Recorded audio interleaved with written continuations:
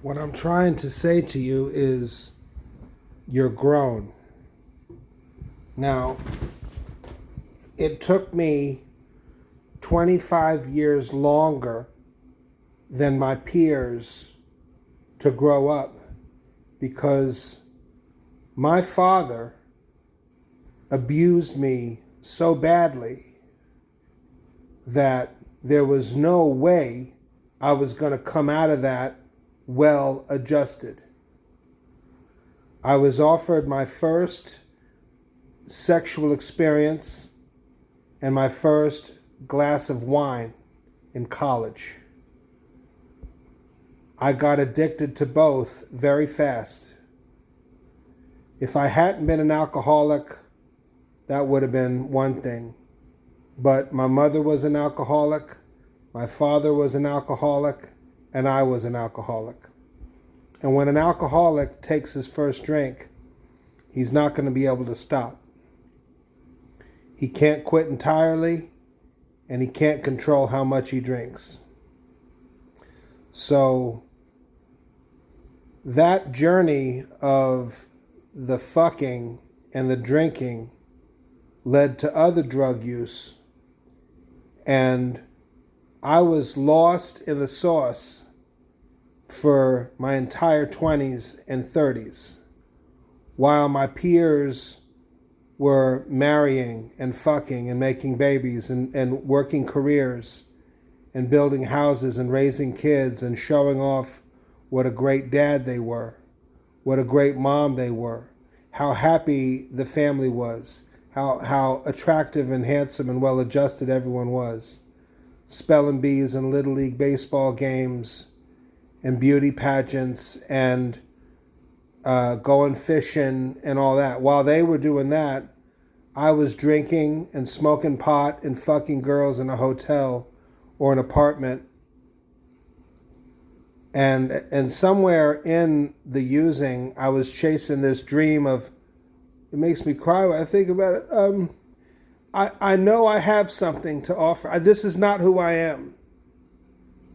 This addict, this raving addict, skirt chasing tomcat, this is not who I am. I'm better than this. I don't know what's wrong with me, but something ain't right. And so I wrote, and I got on stage, and I played drums, and I sang, and I hacked away at a guitar. And all along the way, people said, "You suck! You can't play! You suck! Fuck you! We hate you!" Even my own family hated me when I did well. And I had to go deep within and say, wait a minute. And I will tell you that even in my darkest days, my most lost days, there was something in me that said, you were going to make it.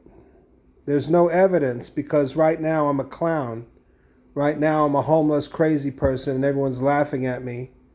But I know I'm better than this.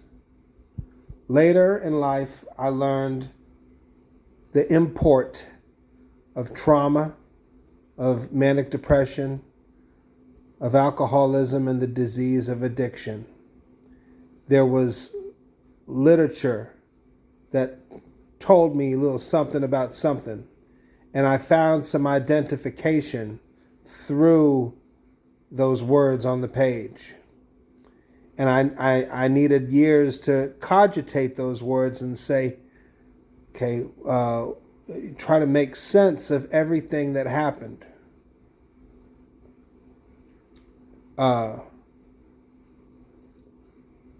My family of origin is out of my life now. I'm 48. I'm almost 50.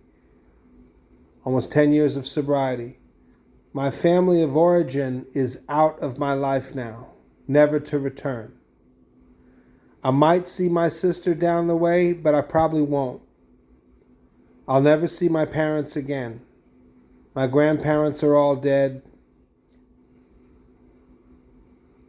As I saunter forth, it's me, myself, and I. and whoever decides to come with me. The God of my understanding, whatever the fuck that means. And on and off we go. Onward and upward. This is it. I forgive everybody. I accept everything that happened. It's not the way I would have preferred it, but it is what it is. There's no need for me to compare myself to my peers. And they're so well adjusted and they're so happy. That's fine. But where's the stand-up comedy in that? I'm a comedian. I'm a real comedian. Like I'm doing it for free right now. In fact, I'm paying to do it right now. I'm hoping that eventually it'll get me paid. But you know what? It doesn't matter. It's not the pursuit of happiness. Happiness is in the pursuit. I want the same thing every comic wants. I want a good set. I want to learn from the last set. I want to work on those jokes. I want to work on those premises. I want to find a punchline. I want to get booked.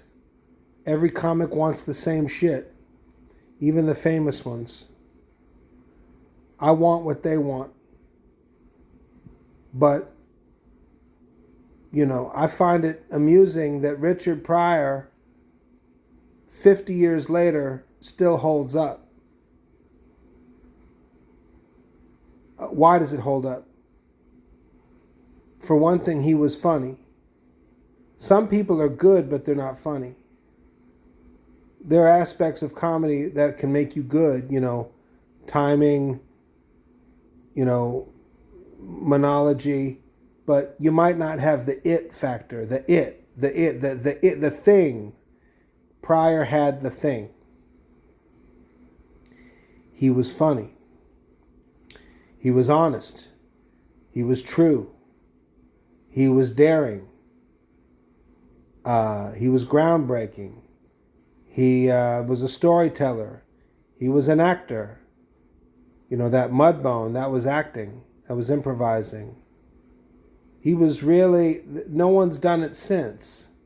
A lot of people talk about Chappelle like he's the greatest of all time. Chappelle is completely sterilized. He's not dangerous. He doesn't need to be. He's got a great act. He's good on the mic. But there's no danger there.